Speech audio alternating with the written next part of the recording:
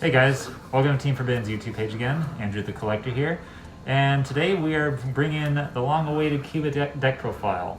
I recently took this deck to my locals, remote duel of course, and I got first place with it. Only 4 rounds. I believe my final round was against Unchained. I faced Salamangreat and Zodiac Eldritch, if I recall correctly. But I think for this particular deck, we can either go blue, coloring, red, or maybe dark purple. Let's go for that.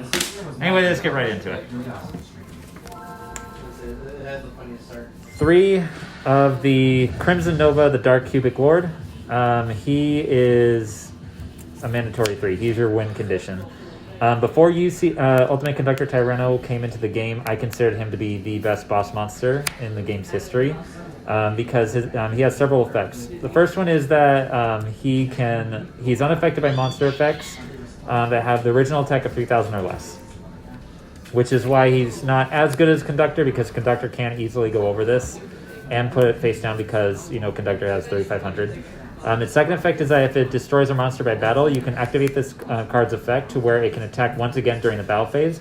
Not immediately, which is great. So if you have 2 of them out and your opponent has 2 monsters, you can attack one, activate its effect to attack again, attack with the other one to go over the other monster, and activate its effect to attack again, and then attack once again for each. So it's not like your traditional can attack twice per battle phase kind of thing where you have to do it like right after the other, which is really broken. And then its final effect is that at the end phase, each player takes 3k damage, which is how I won most of my games because my opponent really didn't see it coming. It's like, oh, I attack into your monster. Oh, I'm going to survive next turn. No, you're not. Bam. And he's easily summonable by just revealing 3 cubic cards with different names from him. Then Duza, the cubic vessel. Yes, it's gold rare. I am currently working on getting the ultra, so it's matched because I really don't like this rarity. But you need 3 of him. He's your spine of the deck, to where if it's normal or special summon, you can send a cubic card from your graveyard, from your deck to your graveyard, which is their main function because you want your cubic stuff in the graveyard. And then 3 Vijam, which is the heart of the deck because a lot of your effects can center around it. Can't be destroyed by battle, and if it battles a monster, that monster gains a cubic counter. This card goes in the spell and trap zone. And cubic counters, monsters with cubic counters cannot attack or activate their effects, which is probably the best counter in the whole game. But if they have the ability to transmit the counters, kind of like how Cloudians do, this deck would be a lot better. Then our other cubics are Buster Gundeal and Gyra Guile. The only reason I run him is because he's easy to get out and do 800 burn by just tributing a cubic monster. So if I'm not able to get that much damage in per game, I can just summon him and then just Cowboy. And I actually use this to win against my Unchained victory in the finals. You use him by tributing 3 cubic monsters that you control to special summon him. It gains 3,000 attack, and it can attack 3 times. Yeah, not just 3 monsters, but 3 times. Busted. Literally Buster Gundeal. Busted. Yeah, it's busted. So, like I said, against my Unchained opponent, I attack into their monster. They use this effect to get a monster out, attack it again, and attack it again to just clear the board and swing for with Cubic Nova for game. That's it for the cubic monsters. Now on to the other monsters. This is a purely going second deck, so I'm running 3 Gardarla. The reason I'm running her is because I consider her to be the best kaiju monster right now, because Tri-Brigade and the barrier statues are running around. So if they get barrier statue out on you, you just drop this to tribute over the barrier statue because it's a win attribute kaiju, and then just continue on. But other than that, the attack value isn't really a factor because your Cubic Nova can easily get over it, and you'll have other support in here to help boost your monsters to get over it. So really good.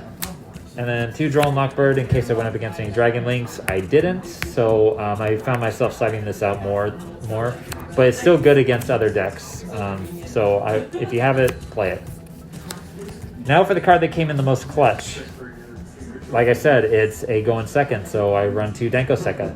I'm stealing this idea from someone who actually got top cut at the extravagance, I think 2 weekends ago, to where he got 8th place, either 8th or 12th place with cubics.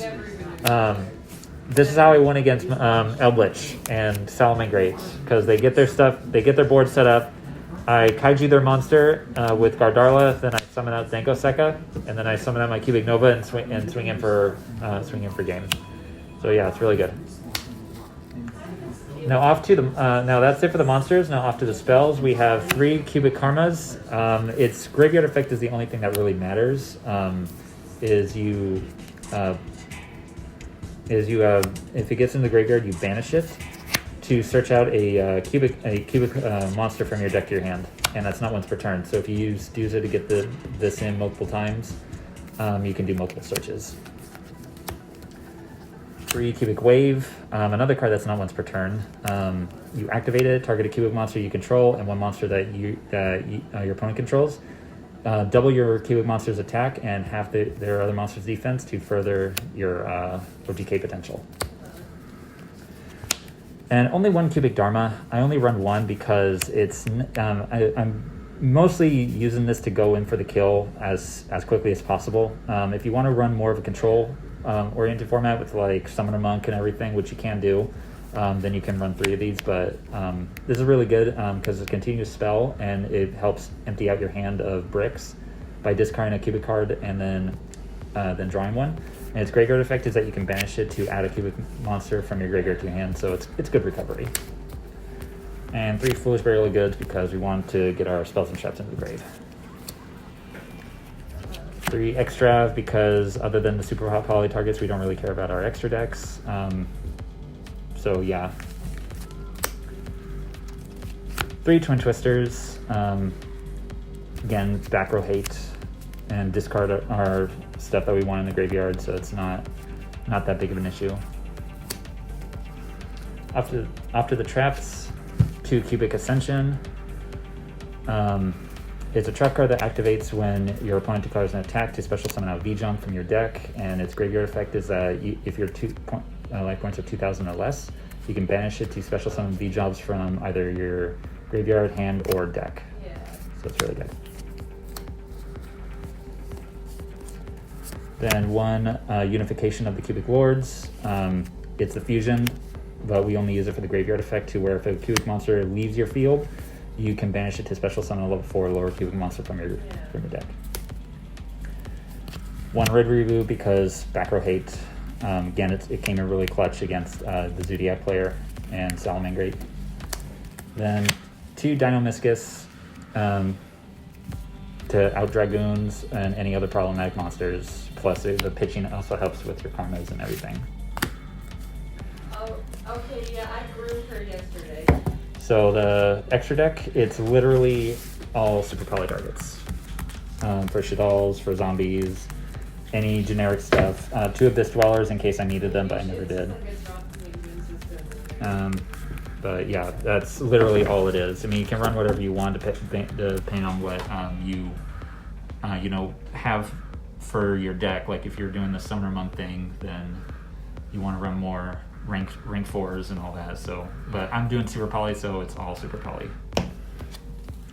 Out to the side, obviously 3 super poly, 2 Lava Golem in case we go up against any combo heavy decks. Oh, that's so cute. 3 Artifact Lancias, against Dinos or Virtual World, which I actually almost did go against a Virtual World, but I wasn't worried about it.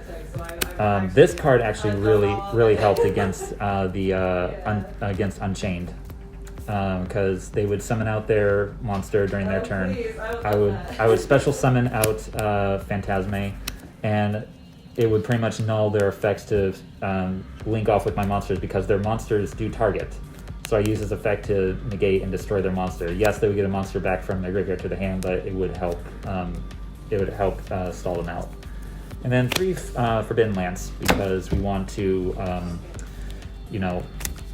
protect our cubic Nova from spells and traps because that's the only thing it's weak against. And that's it for the deck profile. The only change that I would make to this deck is put in Forbidden Droplets, but I want to do a budget option for a lot of people because it's now $120 per copy, so not everyone has access to it. But Forbidden Droplets it would help really well with this deck, especially since you want a lot of your cards in the graveyard. So if you have it, play it. If don't, go buy this list. But anyway, that's it for the deck profile. Hope you guys like. Comment down below if you want to see any other video ideas. Feel free to like, comment, subscribe. Check out our Patreon to help if you want to help support the channel, and we'll catch you guys later.